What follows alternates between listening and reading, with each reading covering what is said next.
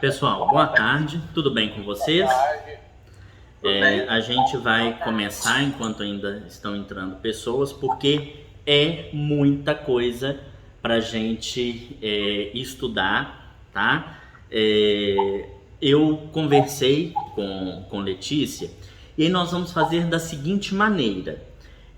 Eu achei que não seria viável criar slide, fazer mais material do que a gente já tem, porque a secretaria tem, a superintendência tem, todo mundo tem. Mas por outro lado, porque a nossa proposta não é ler isso aqui. Eu já estudei, por isso que está tudo marcadinho onde são as partes. O meu livro está mais rabiscado e escrito do que pergaminho antigo. Então, o que é que nós vamos fazer para que a gente tenha o material de orientação sem necessariamente ter de ficar lendo mais um montão de coisa? A reunião será gravada. Tudo bem para vocês?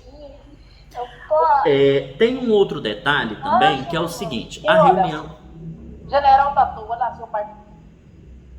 reunião vai ser gravada aqui no Meet, mas no Meet ela só fica por 30 dias. Então ela está sendo gravada num celular que está aqui na minha frente, porque no nosso canal do YouTube temos a opção de ter material digital privado. Só quem tem o link consegue assistir. Então nós vamos colocar ele lá e mandar o link para vocês, que aí alunos não terão acesso, só tem os professores, tá certo? Então nós vamos enviar depois o link, que é só para a gente ter esse material.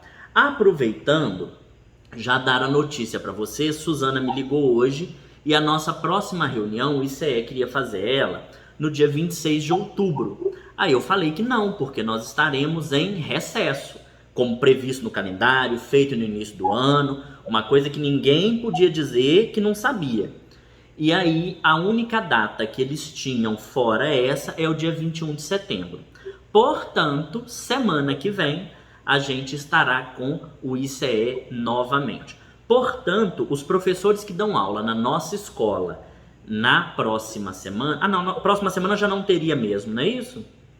Então, na terça-feira, quem dá aula na nossa escola, nós teremos essa reunião. Vitor, eu tenho aula na outra escola. Tudo bem, vai lá, dá sua aula na outra escola. Sempre vai ser reunião? Às 13 horas. Então tranquilo. Tá?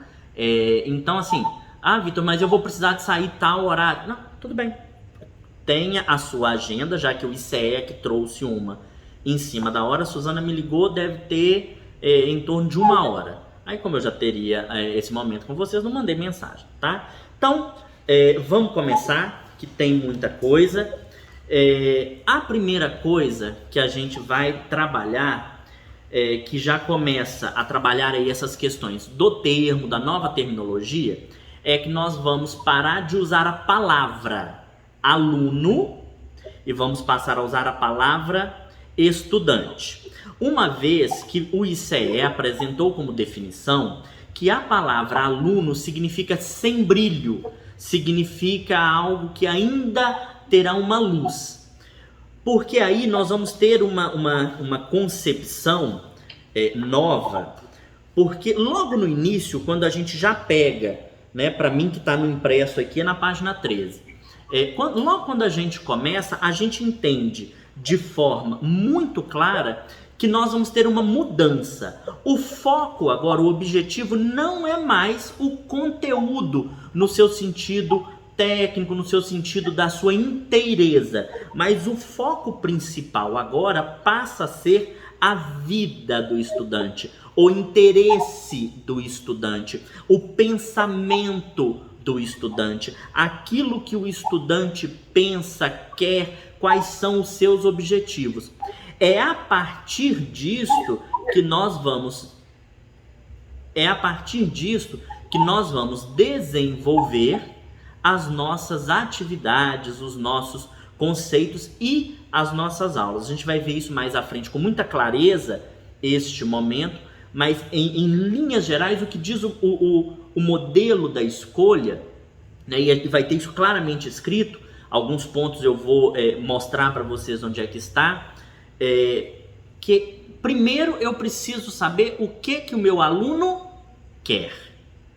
O que o meu aluno, quem agora, na concepção da escola da escolha, dita o caminho que a aula vai seguir, o que vai ser estudado ou não, vai ser a turma. Vai ser aquilo que é o foco, o que essa turma tem de interesse, né? E a partir daí o professor vai pegar o conteúdo e vai adaptar este conteúdo àquela realidade, àquela circunstância.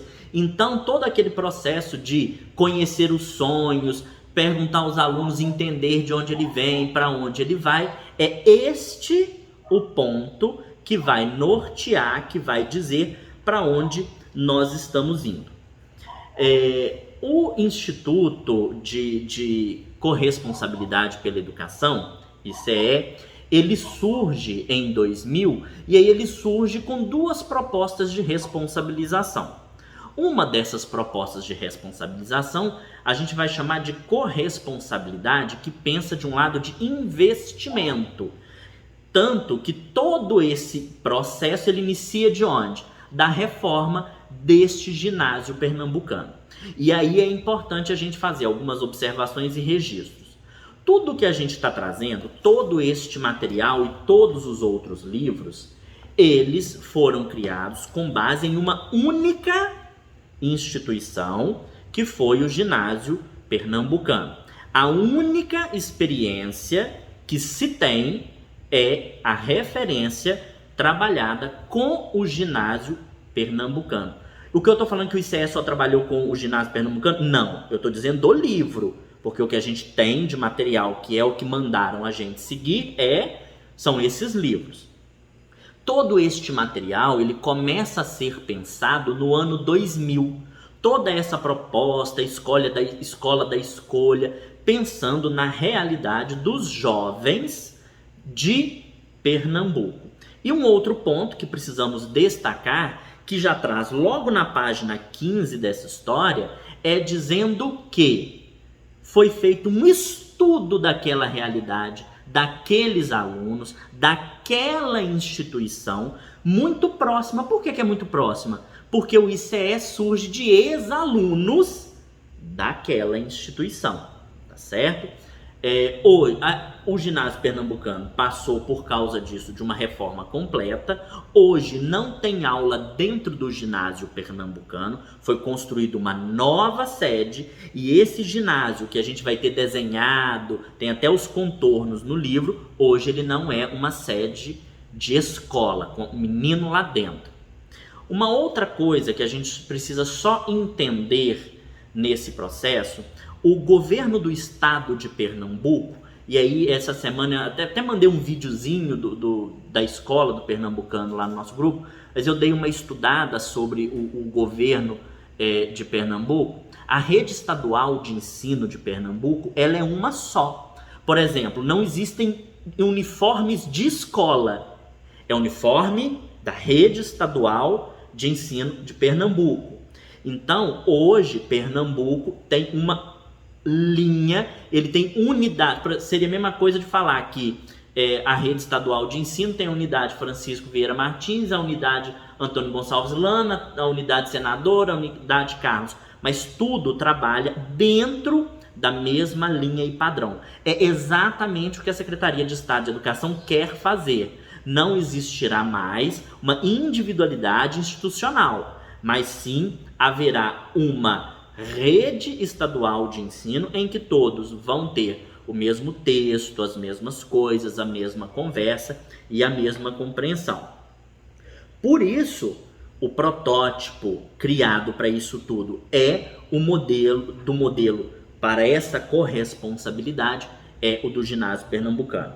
E aí é muito muito falado de uma mudança desse pensamento de escola. O tempo inteiro nós vamos pegar um conceito de escola que se tinha, entender que era um conceito de escola de imposição, da qual o aluno era mero receptor da informação, e nós vamos mudar. Por isso que o principal pilar é a implantação de novos conteúdos. É uma nova matriz de referência, que dentro do governo do estado de Minas Gerais foi publicada a resolução 4234 de 2019, que é a atual resolução de matriz curricular que nós trabalhamos com ela, em que esta matriz ela compreende aquilo que é a nova proposta desta escola da escolha, tá?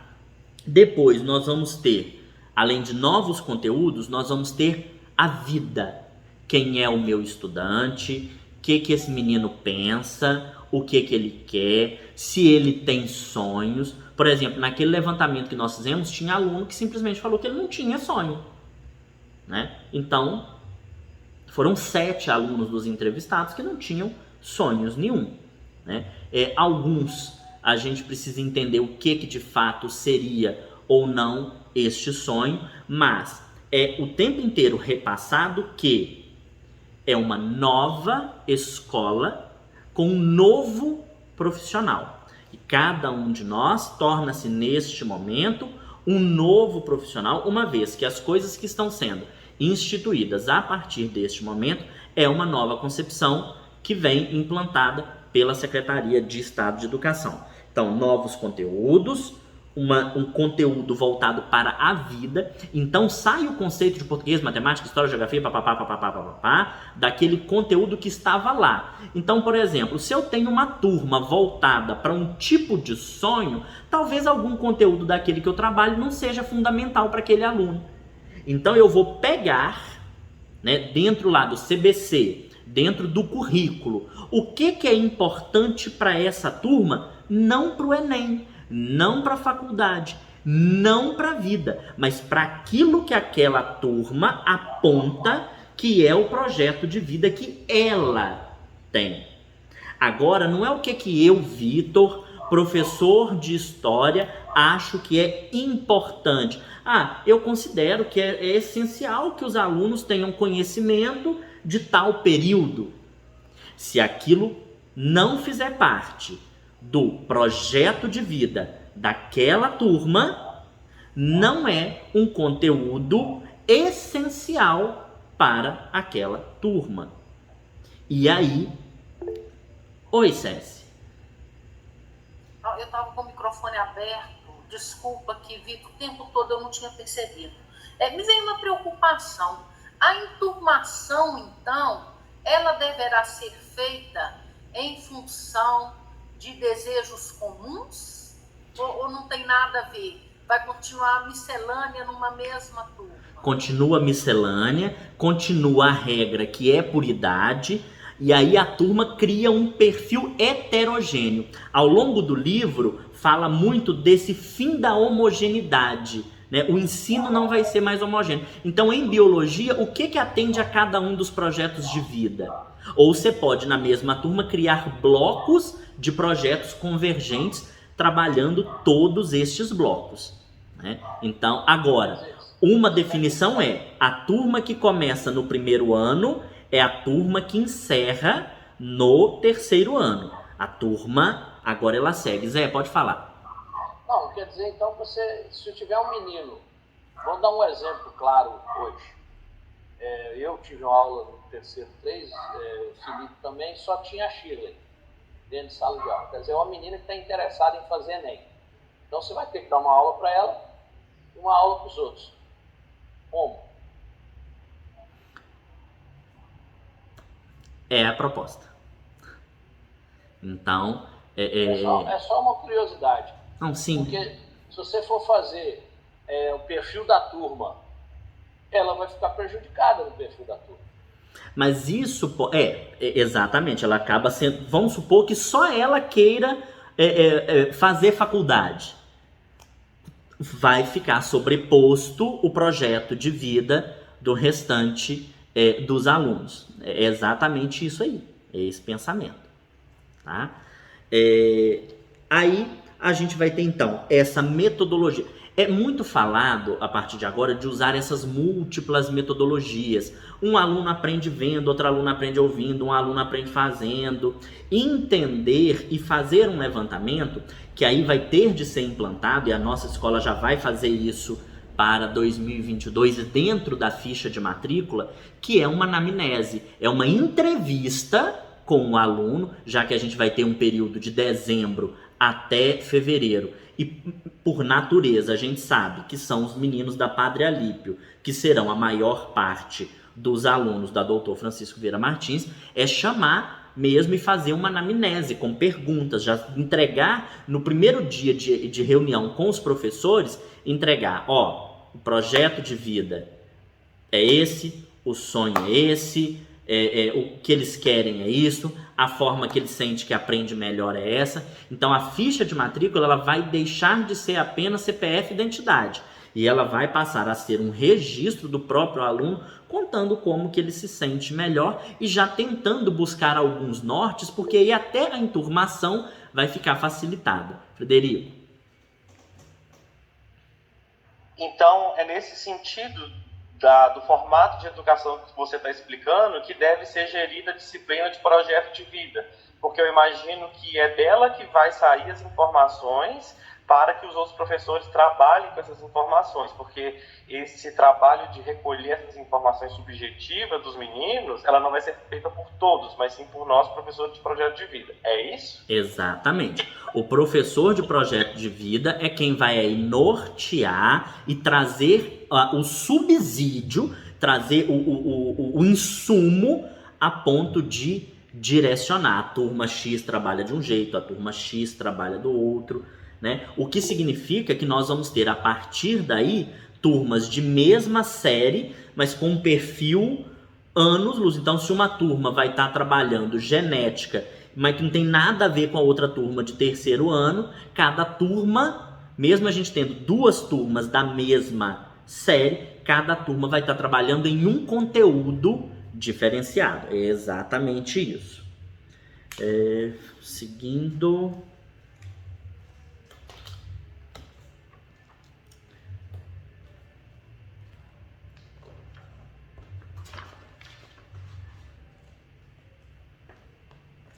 Bem, a partir de agora eu já pulei lá para a página 7 do próximo caderno, tá? Porque dentro daquele livro nosso impresso tem vários cadernos. A partir de agora, né, nós vamos começar a pensar a nova formação nas múltiplas dimensões. Entendia-se um conceito da escola que ela prepararia este aluno para a carreira acadêmica, para o mercado de trabalho. Em tese, havia um direcionamento.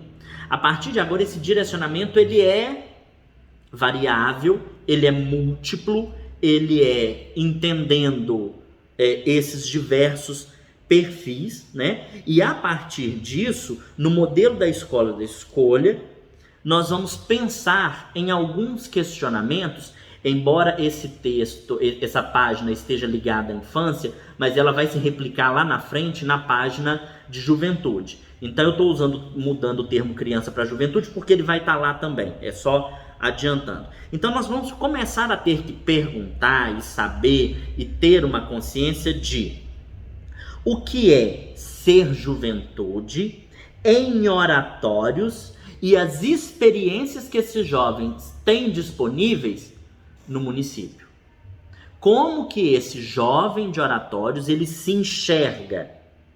Que lugar ele tem de importância na família? A gente sempre falou uma questão que é muito ligada ao trabalho. A gente vai ver que dos nossos alunos atuais, em torno de 35% estão trabalhando neste momento de pandemia. Então, qual que é a parte deste aluno, né, dentro deste contexto? Eu conversava até com Denise essa semana sobre isso. Imagina, nós temos alunos que estão trabalhando de servente pedreiro, ganhando quase um salário por mês. Quando vier, seja esse ano que vem ou qualquer outro momento, uma definição de retorno obrigatório, algumas famílias vão perder em torno de R$900 dentro de casa. E isso certamente vai gerar um impacto, assim, real. Então, entender qual é esse município, qual é essa estrutura, qual é esse jovem, tá? E aí quando eu falo município, eu não estou dizendo órgão, estou dizendo, né, pensar sociedade. tá certo? Então, essas perguntas, quais são os rituais locais, né? Quais são as crenças? São realizados eventos, festas? Existe passeio? Tem turismo? Eles o fazem? Com que frequência? Eles brincam? Eles jogam? Né? Quem é esta comunidade? Quais são os elementos que definem a experiência de juventude aqui? Como que nós podemos definir juventude no município de Oratórios? Através do que a gente observa na sociedade que a gente pode fazer essa definição. Em que tipo de ambiente eles vivem? Como que é a transição de jovem para adulto, de adolescente para adulto? Eles precisam se tornar adultos mais cedo? Então, toda essa dimensão é a dimensão que vai pautar a partir de agora esse nosso pensamento. E aí a gente avança nesse estudo em que nós vamos ter que, bem claro, a escola tradicional vira apenas um espaço de imposição. É esse o rompimento que o modelo da escola da escolha faz agora. Nós vamos pegar aí uma escola que se entendia, né? Você tem aí já a aula pronta. Olha, hoje nós vamos estudar X. A partir do momento não é isso mais. É nas primeiras aulas, o que vocês gostariam de estudar? Quais são as curiosidades que você tem a partir disso? Qual o nosso encontro? Este é o tal acolhimento. O acolhimento é este momento em que o professor vai ter com o seu aluno e vai estar, vem cá, como que nós vamos fazer? Como nós vamos criar? Nós vamos ter aqui para frente que até o planejamento da aula é sugerido que seja feito professor e aluno, e não simplesmente que a aula seja levada à sala. Né? A escola tradicional, isso é uma frase que eu grifei, a escola tradicional ensina o aluno a dominar o seu desejo de descobrir. E agora nós vamos mudar. A escola de agora é aquela que vai falar assim, você quer saber o quê? Onde que nós vamos caminhar? Para onde nós iremos, né, seguir esse caminho? E aí é onde que a gente passa, então, dentro do texto do caderno, a fazer a transição de aluno para estudante. No sentido de que na escola tradicional se entende aluno porque é aquele que ainda vai receber a luz. É o que eles chamam da escola tradicional impositiva. E a partir de agora, por que sai o aluno no discurso e entra o estudante? Porque é entendido que a construção será junta. A construção será aqui. Oi.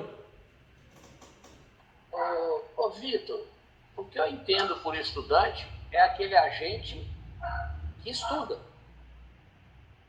Isso que eles estão falando aí não tem nada a ver com estudante. O conceito de estudante que eles estão aplicando aqui é aquele que escolhe o caminho a qual ele vai trilhar para obter o conhecimento.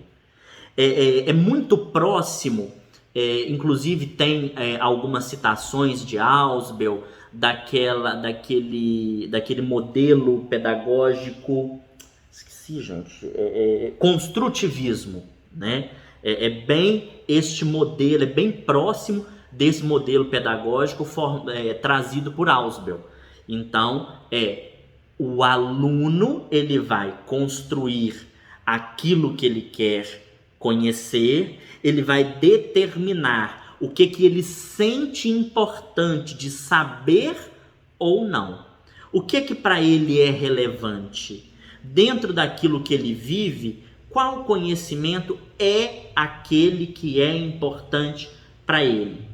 Aquela sociedade precisa entender quais tipos de conceitos. Oi, Pipe.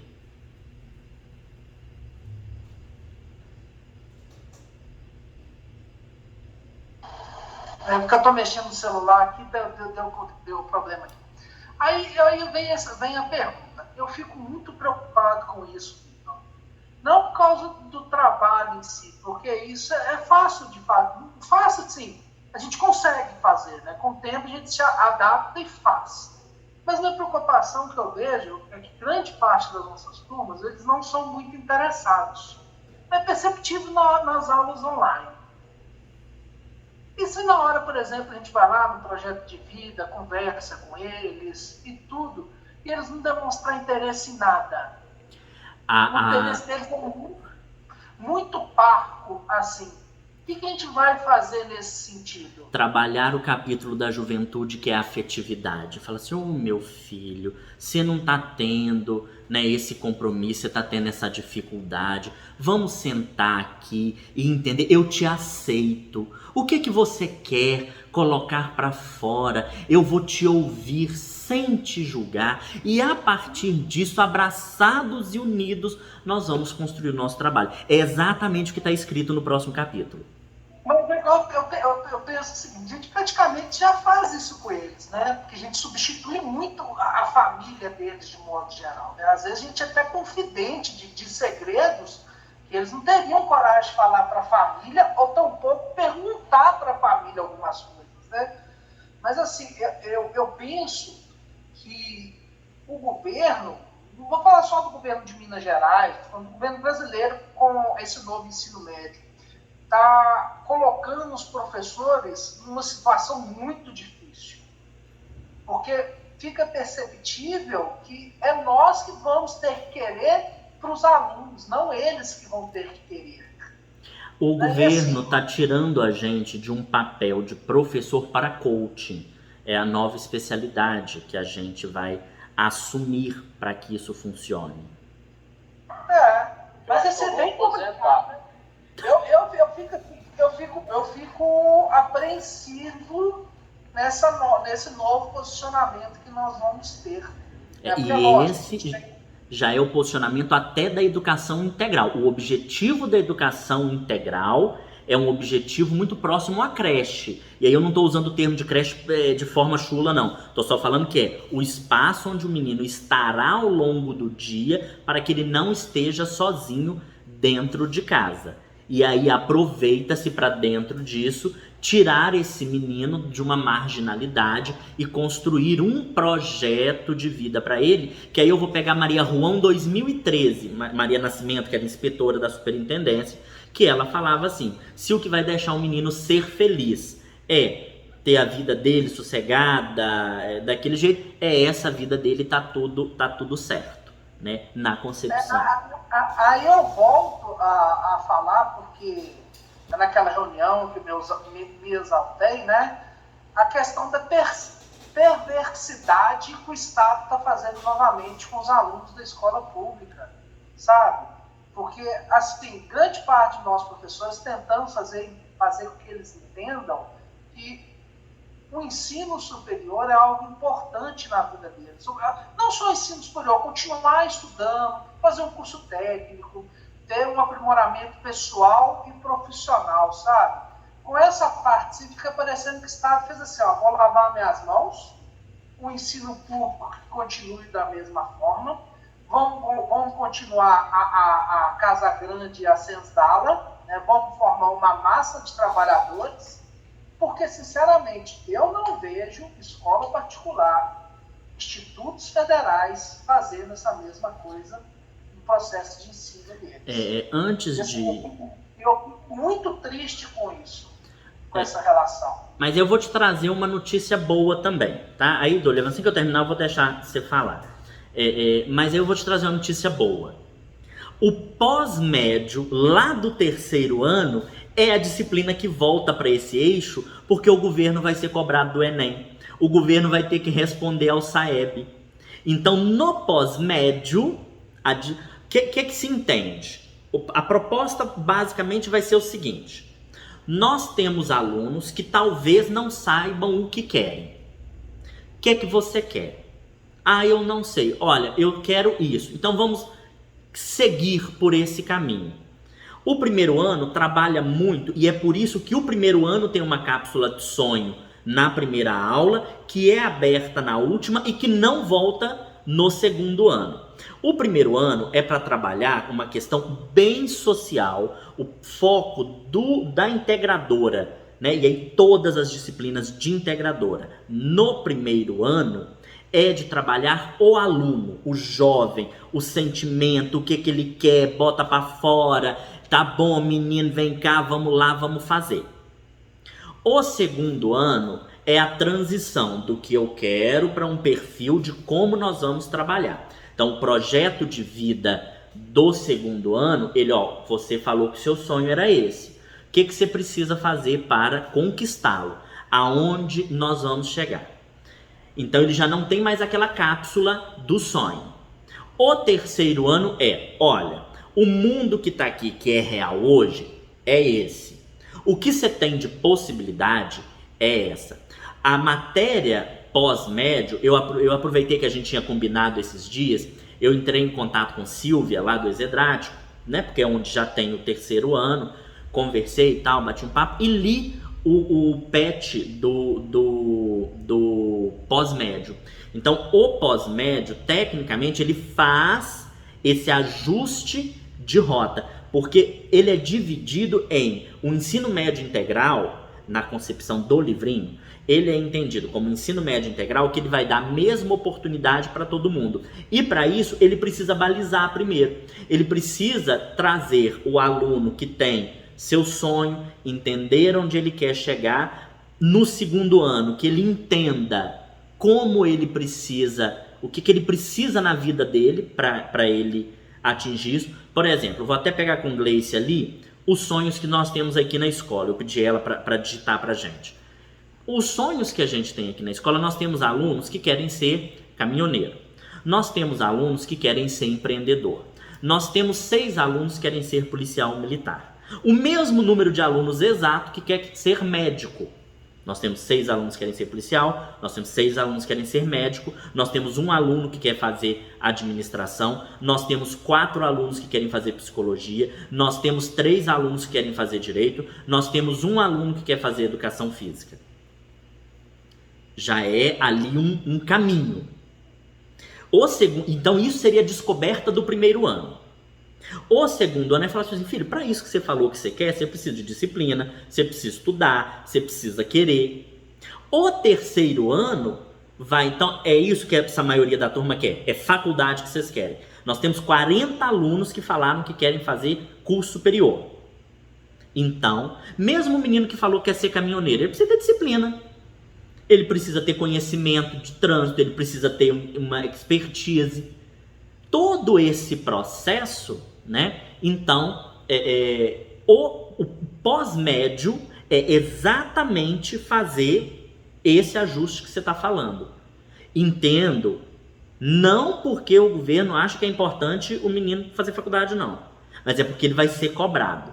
O Enem não tem alunos de Minas Gerais que têm resultado. Então, o pós-médio precisa resgatar por causa dessa política pública. Dolivan. Boa noite, começou agora à noite, né? Eu acho que a percepção que eu tive na fala do Vitor e analisando o material é que a abordagem vai ser mais voltada para que o aluno consiga se situar nas disciplinas que nós lecionamos. É até uma questão que eu percebo com os meus alunos, que fica muito mais fácil quando eu quero, por exemplo, elucidar algum fenômeno químico, quando eu vou partir de conhecimento prévio que ele tenha.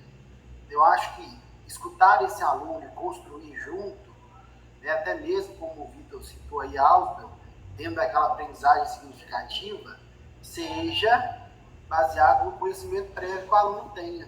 Né? Então, assim, partindo do que os alunos já conhecem, né, eu vou tentar trazer novos conhecimentos para que possa, de fato, ter uma âncora ali, né? Ele possa, de fato, consolidar um aprendizado, fazer sentido para ele. Porque, às vezes, o conhecimento que pode ser exposto em sala de aula não faz nenhum sentido para o aluno. Então, assim, ele nem se sente motivado a aprender, a conhecer.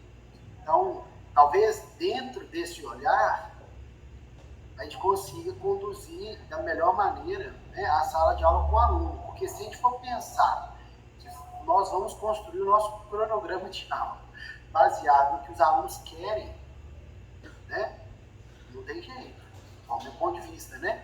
É bem complexo isso. Então, eu acho que talvez partindo dos conhecimentos prévios que eles têm, né, trazendo uma aplicação cotidiana, a gente consiga conduzir esse barco aí que está chegando para a gente. Sim. E aí a gente vai ter aqui, ó, o modelo entende que o sujeito era apenas passivo de sua formação, que este só seria alguém depois de receber o conhecimento institucional. Agora, a escola precisa entender... Eu tô virando assim porque eu fiz anotações ao longo de todo o livro. A situação dele tá toda assim. Agora a escola precisa entender e descobrir os saberes prévios dos alunos, o seu contexto, aceitar e acolher a sua história e origem e atuar a partir do que o aluno aprende. A formação começa do contexto social.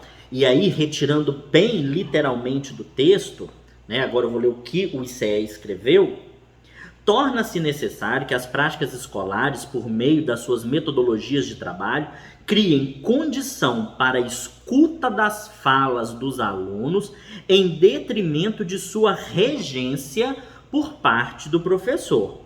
Compreender como o aluno interage e age na escola e como ele contribui para que o espaço seja efetivamente o espaço de todo, não só do adulto. Na escola da escolha, essa prática é profundamente alterada em virtude das bases que compõem a nova metodologia e suas práticas educativas. Então, nós temos aqui que, neste momento, o professor vai precisar encontrar novas metodologias, esquecer tudo aquilo que ele trazia como o seu referencial, aquela organização, né? Por exemplo, vou usar um exemplo, Cecília me corrige se eu falar borracha, mas eu lembro do meu ensino médio que era basicamente, o primeiro ano era voltado para celular, o segundo ano taxonomia, plantas, tal, e o terceiro ano ser humano, genética, é o que eu humildemente lembro. Essa não é mais a concepção, né? Ter aquela linha, aquela sequência daquele conteúdo. A partir de agora, eu preciso primeiro fazer o levantamento ao longo de 2 anos. Quem é o meu aluno, o que ele já sabe, desse conteúdo que é importante para ele, o que ele já passou, onde aquilo se aplica na realidade dele. E a partir de toda essa concepção, talvez o terceiro ano ajuda muito. A Daniela está colocando aqui que talvez seria interessante fazer uma graduação em psicologia. Você sabe que lendo esse material, ter cursado, e a minha maior nota na psicologia foi psicologia da adolescência, me ajudou a entender bem o texto, eu consegui fluir com mais facilidade. Então, de fato, seria isso. Na verdade, agora o real mesmo, não somos mais professores, somos tutores afetivos, porque inclusive o próximo capítulo fala de toda essa questão da afetividade, como eu trouxe para Felipe aquilo que seria a resposta do que está aqui mesmo. Olha, agora, tá, você não tem nada... Por que você não tem projeto, Felipe? Por que você não tem sonho? Vem cá. Por que você não quer? O que aconteceu na sua casa hoje? Olha, me fala. Não é aquele planejamento que a gente entendia, que a gente entregava no início do ano, acabou, né? O nosso plano, ele vai ser quase que menor, ele é reduzido para ele entender o caminhar da turma, o desenvolvimento da turma, o passo a passo. Ele não tem mais aquele início e fim. Ele vai sendo realizado ao longo dos 200 dias letivos. E não mais como um plano que a gente entende, olha, o menino precisa ter esse conhecimento que começa aqui e que vai terminar aqui. Agora eu preciso entender o que para ele é importante. O que dentro daquilo que ele busca, ele gostaria então de ter em sua dimensão. Tanto que aqui já fala trabalhar a construção da identidade do estudante para permitir a reflexão não só sobre quem aprende, mas principalmente sobre quem ensina. Então nós vamos então ter, é por isso que eu falei que a gente vai abandonar as nossas referências para que a gente receba, e é por isso que fala de acolhimento, para que eu acolha a referência deste meu aluno, para que eu acolha este saber prévio do meu aluno. Do currículo se aplica o que é importante para o sonho. Entende-se que o seguinte, vamos supor que é muito comum alguém falar assim, poxa, eu estudei tal circunstância, eu não uso isso para nada. É como se a gente filtrasse e que trabalhasse tão somente apenas aquilo que o aluno com 15 anos entenda que seja o melhor para ele aos 80, né? Nós vamos ter em todo o processo de juventude várias fundamentações dentro deste livro que o jovem ele consegue entender, ele consegue criar o futuro dele, ele consegue construir, elaborar mentalmente o futuro que ele deseja daqui a alguns anos, né? E aí a gente fala, tem aqui escrito, para orquestrar quais conteúdos do currículo e para quem ensina determinado percurso curricular há de se entender quem é este aluno. A busca por romper com a interposição da antiga escola solicitará que as atividades sejam planejadas diversificadamente e, assim, novas dinâmicas e metodologias serão necessárias. Isso eu acabei de ler do texto original. Ter o jovem como centro do processo educativo pedirá que a escola partilhe com o estudante saberes que antes eram de domínio somente do professor, como, por exemplo, o que será trabalhado ao longo do ano letivo, como será o processo de avaliação. Eu estou lendo o que está no texto original. Processo de avaliação da aprendizagem e todos os seus porquês. O que o professor estudou para ensinar aquele conteúdo. Por que que este conteúdo é interessante que o estudante estude. O pano de fundo do fazer pedagógico deixa de ser somente o profissional, numa relação de transparência, publicização, torna-se um compromisso verdadeiramente coletivo. Então, na página 18, nós já vamos ter aí esta resposta que começa ela na página 18 e termina na 19, tá? De quem agora é o centro educativo, de onde que isto vai partir, como que o professor então vai trabalhar, né? Vai criar junto. Por isso que as nossas primeiras aulas, agora, para mim, lendo, faz sentido ter uma semana que eles chamam de semana de acolhimento. É porque todos os professores terão em sala e farão juntos este estudo para, a partir daí, trabalhar essas concepções. A quebra lógica da simultaneidade e da homogeneidade acaba.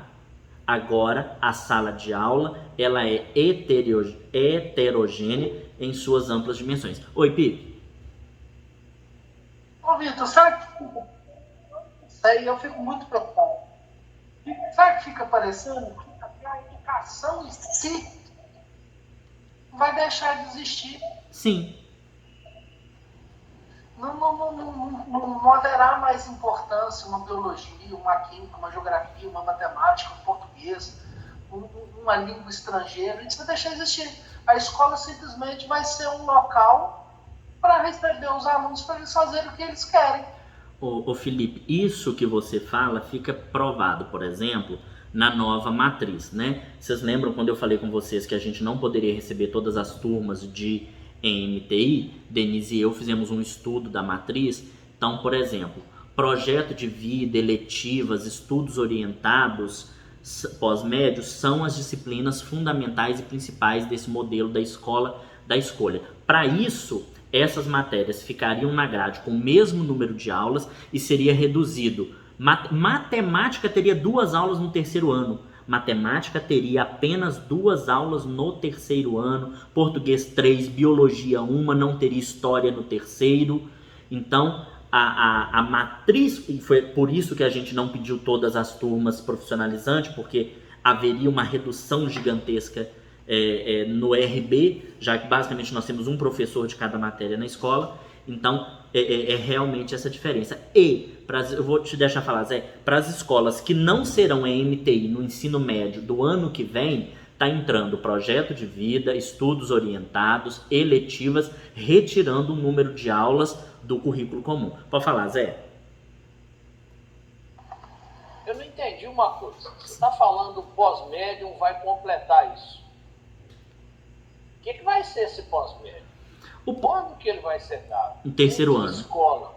Todas. No terceiro ano? Ele é no terceiro ano. Ele é disciplina, ele substitui projeto de vida no terceiro ano. Tá, e aí ele substituiu o projeto de vida no terceiro ano. São quantas aulas que tem projeto de vida? 2.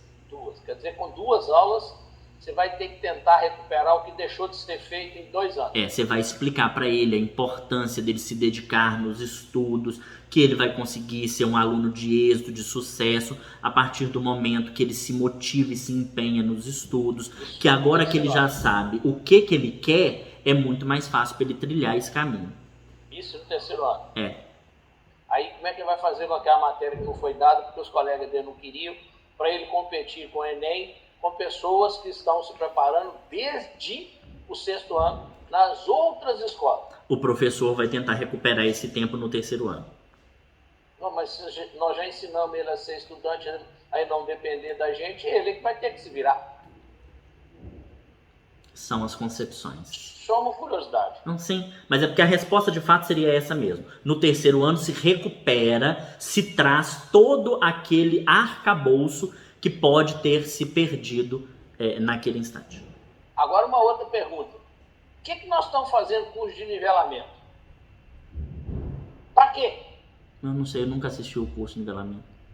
Não, o curso de nivelamento é assim, é você pegar, ver as deficiências dos seus alunos e fazer dessas 6 aulas que a gente tem em português e matemática, 2 dessas aulas para você recuperar o que ele ficou defasado. Como que eu vou recuperar o que ficou defasado de um que não quer? Aí é que você vai ter aquele lado seu, no seu caso nem de pai, é de mãe mesmo. Meu filho, vem cá, senta aqui no banquinho. A gente vai pôr um banco bonitinho ali fora, um banco do pensamento acolhedor, e aí aquele que tem até uma mesinha no meio, o professor senta do lado, o menino do outro e vai... Mãe usa a baiana, a gente vai poder usar? Não. Mas em tese, a proposta é exatamente isso mesmo, tá? E aí, a própria página já tem até um ponto que eu marquei aqui, que eu acho muito interessante, porque ele fala que há de se ter um tempo para todos os agentes. Então o menino ele tem um tempo de aprender, mas aqui fala também que o professor passa a ter um novo tempo, embora a gente não tenha tido esse tempo, né? Então é só uma observação, porque está na página, né? Mas aí ele coloca assim, na escola é preciso refletir sobre como criar condições para que a produção da identidade do estudante seja mobilizada por meio do pertencimento que eles têm em relação ao espaço e à dinâmica escolar. E aí nós vamos entrar mesmo num capítulo que reflete, traz aí o pensamento mais direto sobre o jovem, né? Quem é esse jovem? Por que isso vai acontecer agora com o jovem? Por que esse modelo vai ser aplicado agora nesse jovem? E aí nós já começamos, né? Sempre o livro traz um contextozinho histórico, falando aqui que o Brasil tem 30% da população de jovens, sendo aí entendido mais ou menos de 10, 13 anos a 19, 24 anos, né? Entende-se aí essa faixa etária como faixa etária de juventude. Participar ativamente constitui um marco crucial na construção da identidade, porque guardam na sua relação direta com a concepção de si próprio e do lugar que ocupa na sociedade. Então, o importante, a justificativa do porquê que o aluno ele tem de ser ouvido sobre essa proposta, o porquê que é ele que vai orientar, ele não é um só, né? A turma orienta o caminho a ser traçado. O porquê disso? É porque o modelo entende que a partir deste momento, este aluno vai criar a sua identidade e a sua responsabilização por este conteúdo.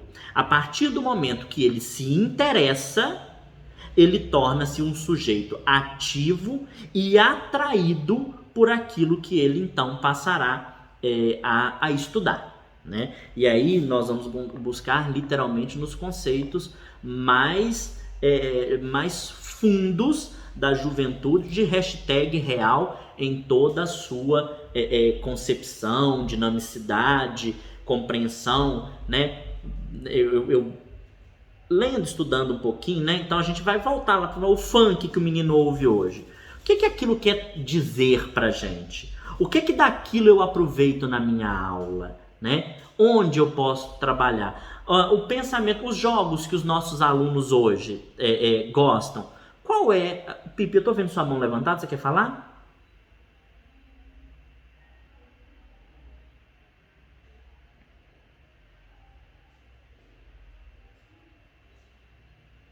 Tá, aí, então, esse é... porque você tá logado 2 vezes, Felipe. Aí tem um outro login aí que tá com a mão levantada. Obrigadinho, Lê. Então, ao ser ativo e não passivo da aprendizagem, ele constrói a sua identidade e o seu repertório. O conhecimento é uma construção que vai se dar através da interação entre este novo sujeito ativo e o seu objeto de conhecimento, uma vez que ele já sabe o que é algo que ele gostaria de conhecer. Ele demonstra o interesse por aquilo. Ele já conhece um pouco daquilo. Ele traz referência dessa aprendizagem significativa. Ele traz ali memórias, lembranças, concepções. Ele então constrói esse tornar-se possível destas operações lógicas que vão começar a ser transpostas num plano de ideias.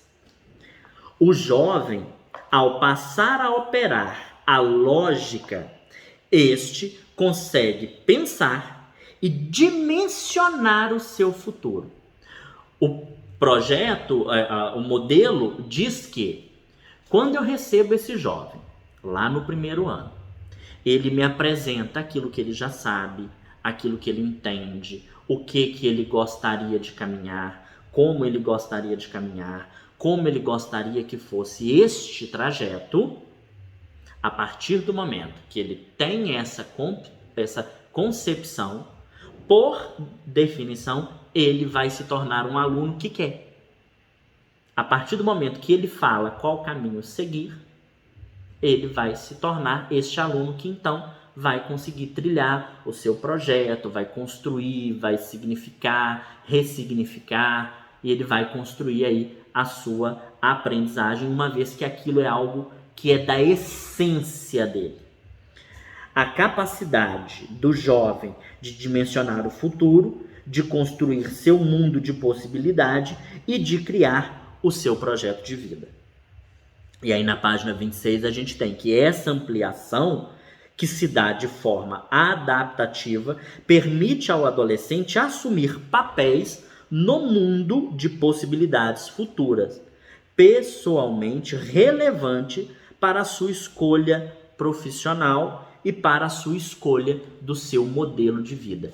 Então, a partir do momento que ele constrói com você, professor, que ele constrói em sala de aula, que ele constrói com a turma aquilo que é o objetivo que ele tem na vida, que ele vai conseguir imaginar e construir e traçar, e é por isso que a gente vai ter que estudos orientados têm que trabalhar com a agenda, né? Existe um modelo de agenda que estudos orientados precisa trabalhar com ela. A gente vai ver aí a eletiva que escolhe algo para estudar, algo para trabalhar, e justamente por isso que são 2 eletivas, a partir, né, o ano são 2 eletivas, uma no primeiro semestre e uma no segundo, para o aluno já responsabilizar-se pela sua própria aprendizagem. Quando o jovem cria o seu projeto de vida, ao mesmo tempo ele cria seu contexto de autorregulação, está no texto. Ao mesmo tempo, ele cria o seu contexto de autorregulação, quando ele define aquilo que ele pode, aquilo que ele não pode, aquilo que ele deve, aquilo que ele não deve, e assim se torna um sujeito que sabe o que fazer ou não, que é ciente das suas responsabilidades.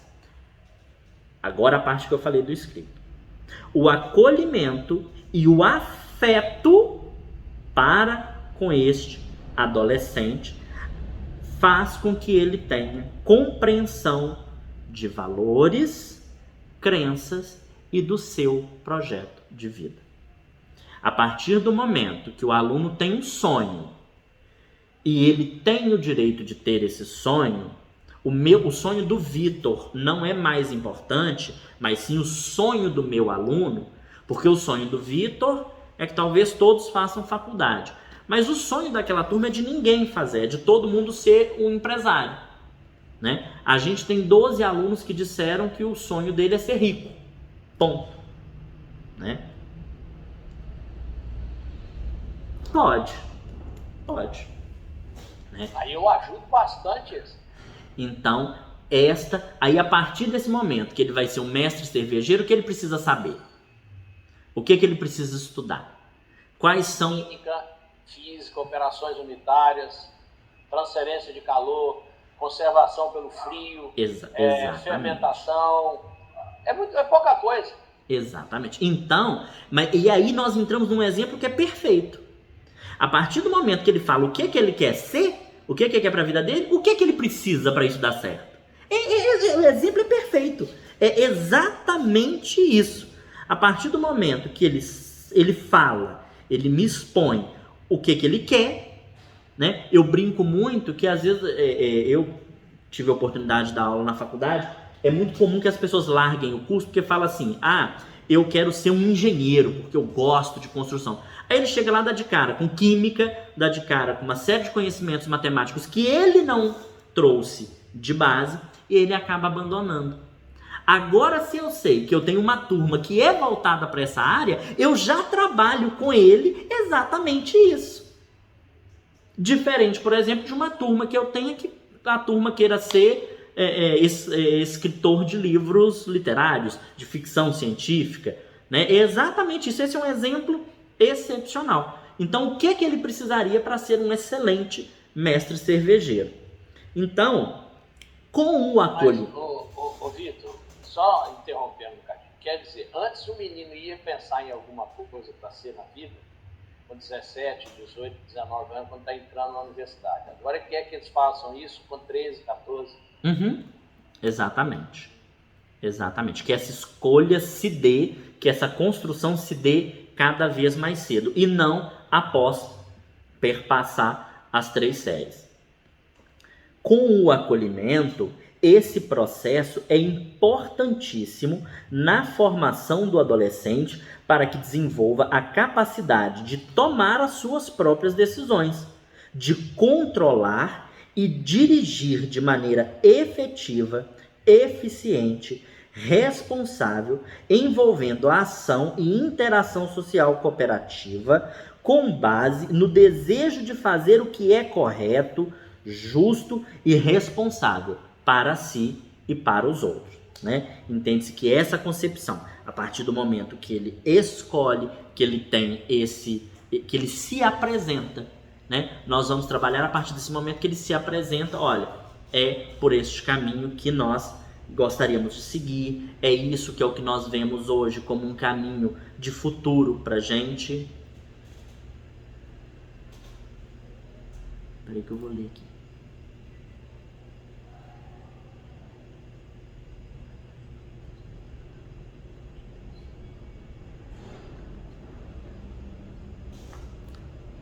São problemas, César, que nós... Eu não sei argumentar, aí eu fico para trás, eu tenho que engolir a vontade do outro. Por isso que é trazida essa parte da afetividade e do acolhimento. Entende-se que a partir deste fator, acolhimento, afetividade, que ele vai conseguir se soltar para argumentar e apresentar, então, a partir disso, quais são, no caso, as suas vontades, os seus desejos. Por isso que o projeto de vida, ele é para 2 anos, para que ele tenha esse período de se soltar e lá no pós-médio ele esteja com a turma caminhando por um mesmo caminho. Vocês vão dar curso de psicologia pra gente? Não sei. O modelo escola da escolha parte do desejo do aluno, pois é nesta fase que acontece a descoberta de si próprio. A partir do momento que este aluno ele consegue refletir, ele consegue trazer à tona exatamente aquilo que ele quer, ele cria então o conhecimento de si. E conhecendo quem ele é, que é justamente o que acontece na adolescência, e nós temos aqui a centralidade da adolescência está na descoberta de si mesmo, e ainda vem com uma frase na frente. Isso é imenso e precioso. A frase que o livro traz. Estas são fases da vida repleta de possibilidades e conquistas, de descobertas em torno do corpo, dos seus potenciais, de emoções, de comportamento, de imagens, de representações. São períodos de projeção em torno de um futuro que começa a se descobrir por trás de onde antes havia as incertezas de infância. É uma temporada de emoções flutuantes e muitas vezes contraditórias para aqueles com quem o adolescente convive. É notadamente uma fase de construção progressiva da capacidade de autopercepção e da consciência sobre si próprio. Na escola é preciso ter sempre em mente que o pensamento hipotético dedutivo do adolescente lhe permite refletir sobre possibilidades logicamente viáveis de pensar sistematicamente sobre as combinações possíveis de um problema. Para ele, o real é concebido como manifestação das possibilidades existentes. Por isso, apoiar os adolescentes e os jovens na sua construção de uma visão sobre o futuro, bem como a construção da sua identidade, é importante. Sempre lembrar que o pensamento e a inteligência do adolescente atinge um patamar de extraordinária complexidade simbólica, o que lhe permite raciocinar abstratamente sobre o mundo. Essa é uma fase de elevada exacerbação da sua curiosidade. Por isso, constitui-se como práticas altamente recomendáveis aquelas que provoquem conflitos e desafios que inquietem o adolescente. Estou acabando. Zé, se você precisar sair, está sendo gravado. Sei que você tem um compromisso, mas estou finalizando. De maneira permanente, na escola, refletir sobre o papel dos educadores como facilitadores da aprendizagem dos estudantes diante das suas múltiplas realidades. Considerar como imprescindível que a escola seja um lugar onde todos se respeitem mutuamente, colaborem e convivam fraternamente. Ser protagonista é ser capaz de se colocar como sujeito construtor do seu projeto de vida e de sua aprendizagem. De ser parte da solução dos problemas reais, de não ser indiferentes a eles, mas de atuar como elemento de contribuição. Só o conteúdo já não basta mais. E aí eu estou lendo.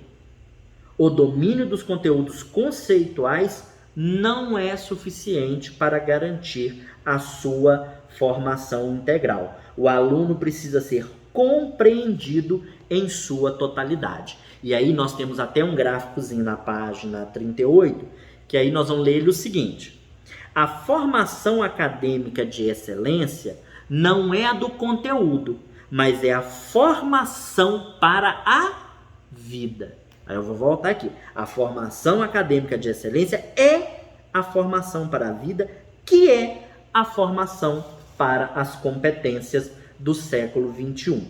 O currículo da escola da escolha ele é amplo e flexível. Projeto de vida, práticas experimentais, eletivas, estudos orientados 1 e 2 no currículo permite ao estudante observar suas preferências e tendências, experimentá-las e descobrir se em um processo de médio prazo apoia o desenvolvimento de sua capacidade de escolha. Queridos, é isso o projeto Escola da Escolha. Pegando os pontos deste livro, aquilo que traz, nós não vimos aqui a parte de inclusão, vimos até este momento. A Escola da Escolha, a metodologia é exatamente isso que eu acabei de ler, e algumas eu pus até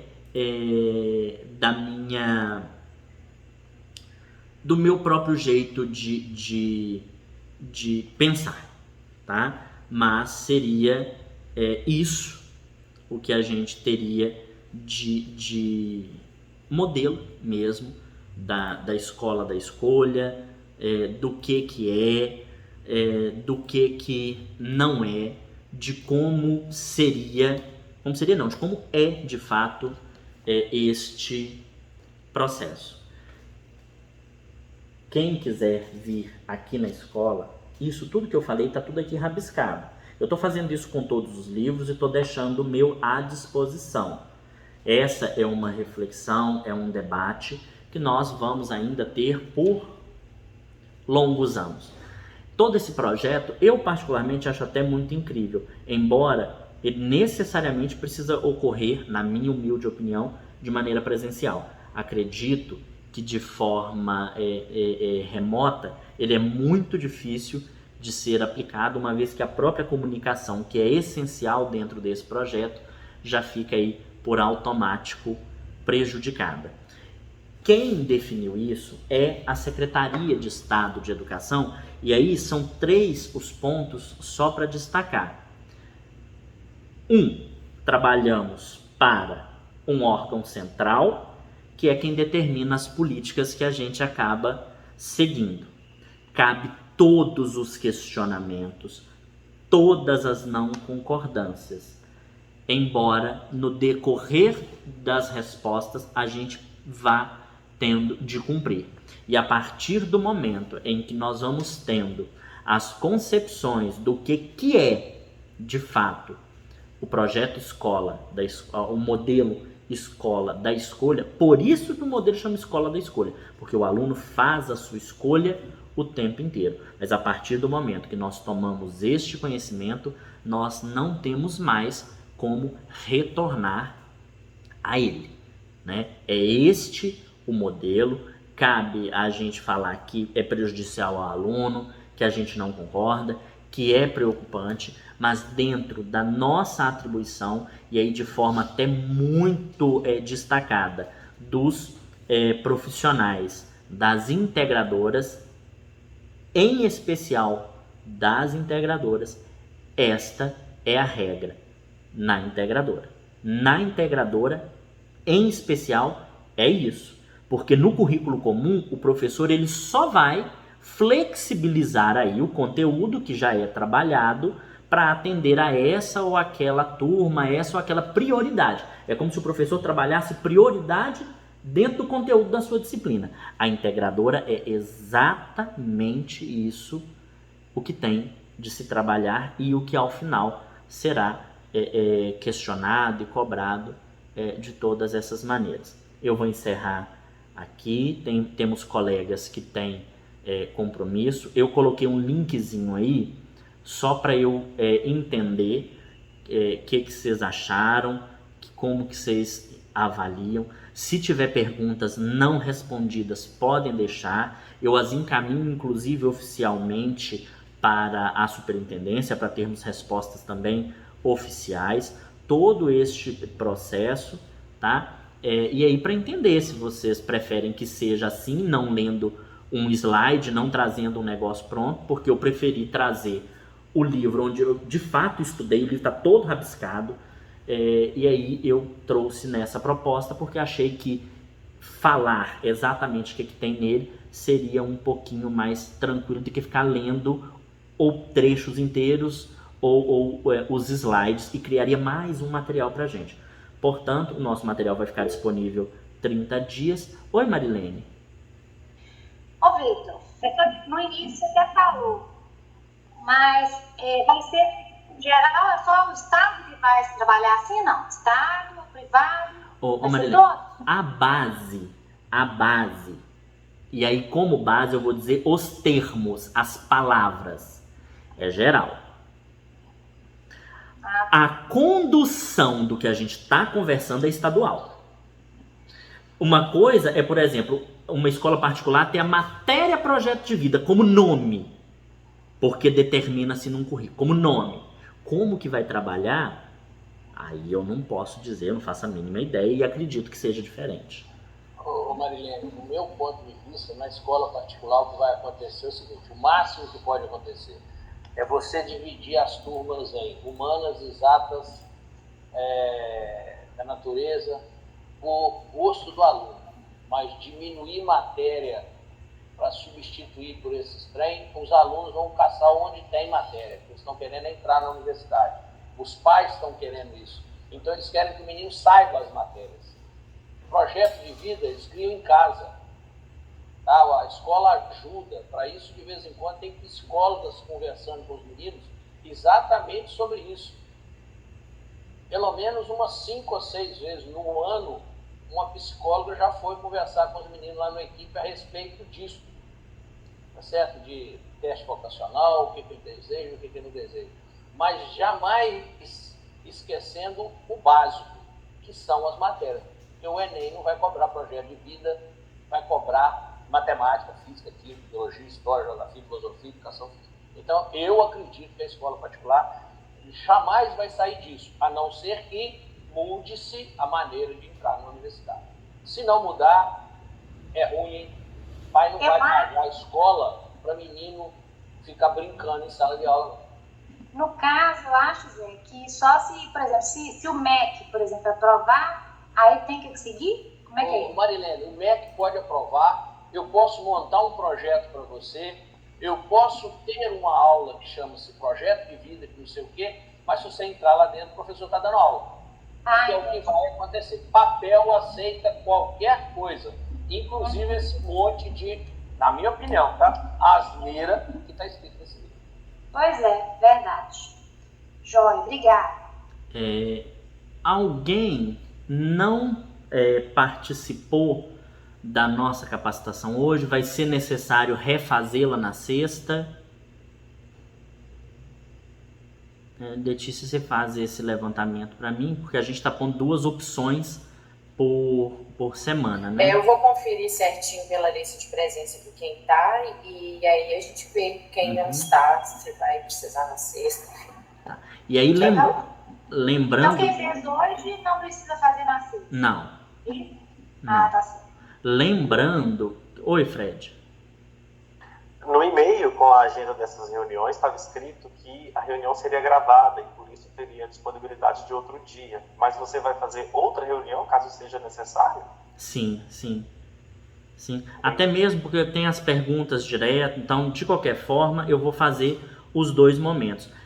Hoje calhou de ser um dia que a gente já está mesmo reunido, mas é principalmente pela questão de professores que têm seus outros compromissos, escolas podem chamar de uma hora para outra, escolas que estão tendo o retorno presencial estão chamando para ficar algumas horas seguidas. Então, cada cidade está tendo uma situação. Então, como é um momento muito particular, e aqui nós temos profissionais que trabalham em 3, 4 cidades diferentes. Marilene primeiro, depois Michele. Uma outra pergunta, Vitor, porque tem hora que a internet falha. Uhum. Você falou de uma outra reunião que a gente vai ter com aquela menina da secretaria. Isso. Que dia que vai ser? Dia 21. 21. Aí você vai mandar pra gente, igual manda mesmo normal. Isso. Então tá. E vai ser à tarde o horário? Como é que A partir das 13 horas. Ah, tá. Porque a minha internet hoje está oscilando demais. Tem horas Sem que problema. eu não estou escutando. Falha, tá? Desculpa aí. Sem problema. Michele. Eu ia perguntar a respeito disso, dessa reunião, porque semana que vem também nós teremos, né, essa capacitação na segunda. Semana que vem nós temos um monte de compromisso. A gente tem a capacitação segunda ou quinta. Ou quarta, né? Não? Eu acho que é segunda ou quinta. Quinta, segunda ou quinta. A capacitação segunda ou quinta, segunda para quem pode segunda, quinta para quem pode quinta. Na terça, a reunião com o ICE, a avaliação do ICE, igual ele já fez outra vez, tá? Igual aquela que eu chorei, essa reunião Essa é de o novo. EAF, né? Isso, essa é a encontro formativo, tá? E nós teremos também a cênica na quarta-feira, no horário do nosso módulo, como já está combinado. Foi inclusive posto no horário do módulo para que todos tivessem condições de poder participar, tá? Então semana na terça-feira vai ter só reunião, né, Vitor? Aí no caso não tem módulo 2, não tem módulo 2 tá.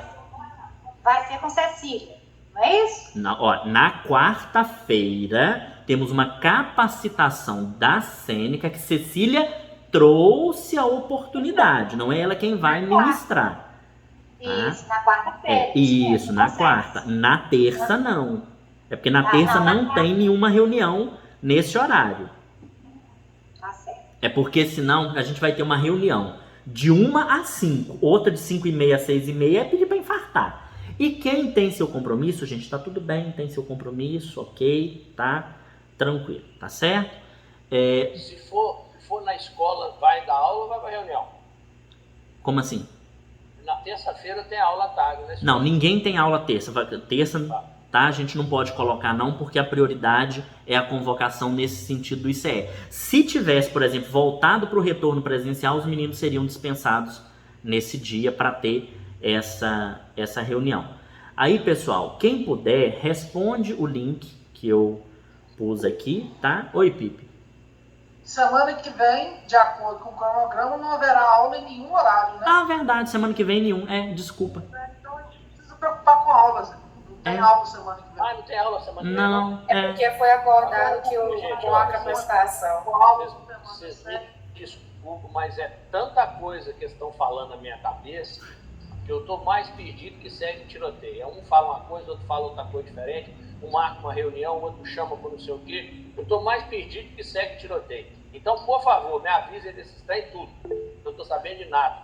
Tem Fernando Eficiente que avisa pra gente lá no grupo de coordenador. Muito bem, Fernando. Não se esqueçam, pelo amor de Deus. CS. Eu fico aqui me questionando, refletindo. Para terça-feira é preciso colocar um sorriso no rosto e um aceite no coração, porque é muito triste essa proposta que o governo do estado de Minas está trazendo para os nossos alunos. É a subserviência clássica. Mas fazer o quê? Se assim desejam que seja, mas...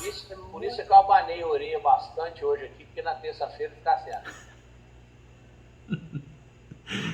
Pessoal, muito obrigado, tá? Desculpa tomar o tempo de vocês. Eu tentei simplificar o máximo que eu conseguia. Quem quiser tirar as dúvidas, tá aqui com esses trechos todos marcados e as minhas anotações. Podem vir. Eu só peço que seja na escola, porque se o livro ficar passeando pro lado a lado, às vezes nem na escola a gente consegue consultar quando precisa, tá? Mas tá tudo aqui à disposição de vocês. Fiquem com o Papai do Céu. Boa noite, viu? Tchau, gente. Boa noite. Tchau. Cecília, eu liguei pra Elini, tá? Ah, joia, Vitor. Liguei na segunda. Boa noite. Ô Vitor, Oi. você não vai ficar preocupado com esse negócio de inclusão que tá ali não, né? Não. Não, porque eu vou te falar uma coisa, aquilo ali foi um verdadeiro, um bico daquelas botas de ferro na ponta. Não, eu não vou voltar debaixo do nele, vento. porque a gente fez um levantamento e não tem aluno nessa situação na escola. Se tivéssemos, seria necessário.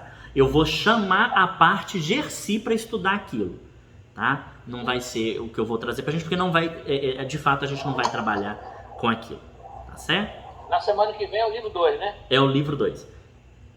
Ou eu devo fazer, ou eu tô, depois que me falar dessa reunião, eu tô muito inclinado em pegar o último, que são os termos, porque como vai ser avaliado os termos, Sim. então onde fala palavras fáceis para explicar, termos que parecem difíceis, só porque como vai ter a reunião no dia seguinte, né? Mas aí eu vou comunicar direitinho o que vai ser, porque senão atrapalha o roteiro também. Eu vou estudar direitinho. Aí, gente, muito obrigado, viu? Boa reunião para você. Obrigado.